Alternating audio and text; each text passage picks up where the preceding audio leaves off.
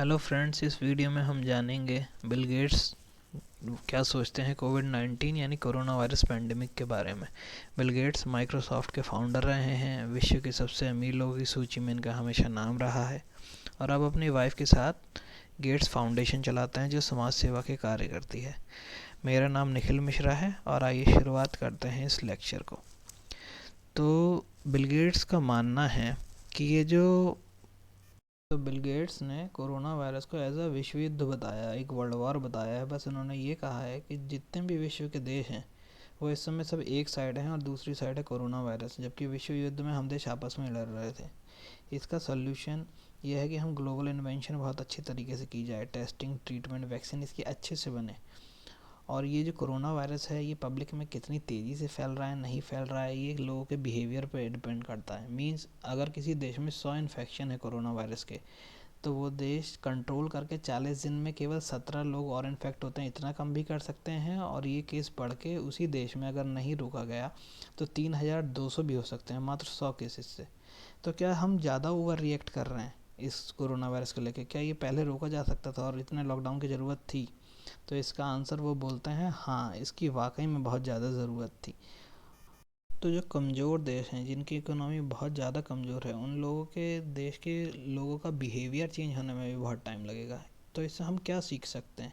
क्या ये सीजनल है? मींस कुछ वेदर गर्म हुआ, गर्मी आई तो ये हट सकता है? नहीं, क्योंकि जो साउथ हेमिस्फेयर की कुछ कंट्री हैं लाइक ऑस्ट्रेलिया, ये वहाँ पर भी फैला, इसका मतलब ये सीजनल नहीं है। और कुछ यंग लोग जो ये समझ सकते हैं कि उन्हें नहीं होगा क्योंकि उनका इम्यून सिस्टम ज़्यादा अच्छा है, उनको ज़्यादा अफेक्ट नहीं करेगा, लेकिन वो इस वायरस के करियर हो सकते हैं। मींस वो अदर लोगों को ये वायरस दे सकते हैं। समस्या तो ये भी है, जो लोग इससे रिकवर हो गए हैं उनको भी इसके सिस्टम बाद में दिखाई दिए। तो इसके क्या सिम्टम्स हो जो हम लोग को टेस्ट कराना चाहिए, ये भी बहुत ज़्यादा क्लियर नहीं है, क्योंकि कुछ लोगों में बहुत दिनों तक इसके सिम्टम्स दिखाई नहीं देते हैं क्वारंटाइन में रहने के बावजूद। इसके क्या एक्टिविटीज़ हैं जिससे ज़्यादा फैल सकता है? तो लाइक हम पब्लिक गैदरिंग करें, कोई रिलीजियस प्लेस पे एक जगह इकट्ठा हो गए, पार्टी हो गई, पूल, थिएटर हो गए, इन सब जगह से ज़्यादा फैल सकता है। इससे सबसे ज़्यादा वल्नरेबल कौन है? जो आपका ओल्ड जनरेशन है, ओल्ड लोग हैं या बहुत ज़्यादा यंग, उन लोगों को सबसे ज़्यादा खतरा है इससे।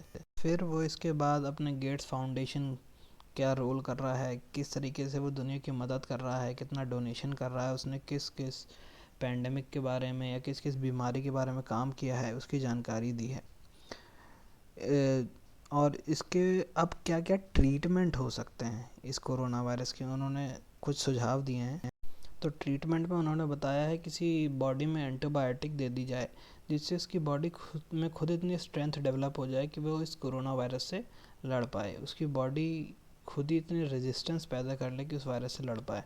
दूसरा तरह का बताया है प्लाज्मा बोट का।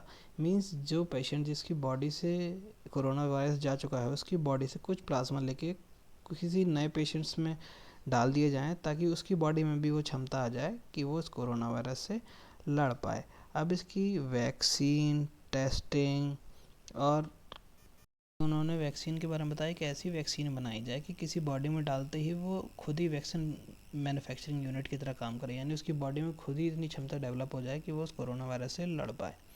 और टेस्टिंग हमें ऐसी करनी पड़ेगी जिससे जल्द से जल्द हम टेस्टिंग कर पाएँ और सही रिजल्ट पा पाएँ। जैसे अभी चाइना की कुछ किटों में नहीं बल्कि बहुत ज़्यादा किटों में दिक्कत आई और बहुत गलत रिजल्ट आए। मीन्स जिसे निगेटिव था उसे भी पॉजिटिव बता दिया, जो पॉजिटिव था उसे निगेटिव बता दिया। तरीका है कॉन्टैक्ट ट्रेसिंग का। मीन्स जहाँ से पहला केस आया कोरोना वायरस का उससे ही मिलते जुलते वो किस किस पर्सन से मिला, हम उसको फाइंड कर पाएँ और ट्रैक कर पाएँ। तो क्या हम हाल फिलहाल में मार्केट जल्दी से खोल पाएंगे? क्या सिचुएशन नॉर्मल हो पाएगी? तो कहते हैं कि कुछ लोग तो शायद इस चीज़ को समझ पाएँ, वो पब्लिक गैदरिंग वगैरह में ना जाएं, इन सब चीज़ों से बचें। बट हमारे सोसाइटी में काफ़ी टाइप के लोग हैं, तो कुछ इस टाइप के लोग भी हैं जो इस कंडीशन को नहीं समझेंगे। वो गवर्नमेंट के रूल को तोड़ने की कोशिश करेंगे और अपनी मनमानी करने की कोशिश करेंगे। बट उन लोगों को समझना होगा ये चीज़ उतनी आसान नहीं है और आसानी से नहीं जाने वाली। अब जानते हैं इस पूरे ब्लॉग का क्या कंक्लूज़न रहा।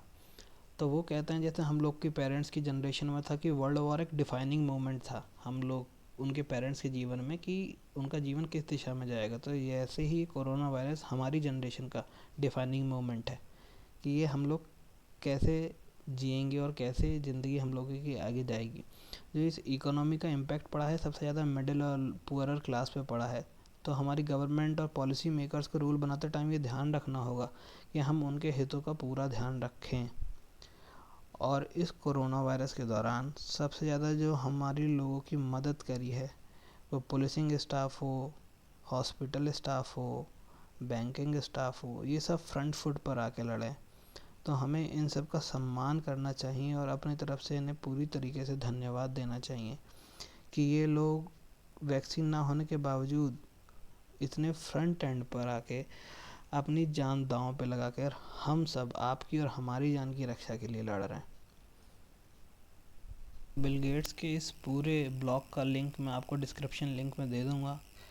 इस वीडियो को देखने के लिए आपका धन्यवाद। और आपका कोई भी सुझाव हो जो इस वीडियो में आप और चाहते थे वो आप कमेंट कर सकते हैं। आपको कोई डाउट हो तो वो भी कमेंट कर सकते हैं। Thank you for watching.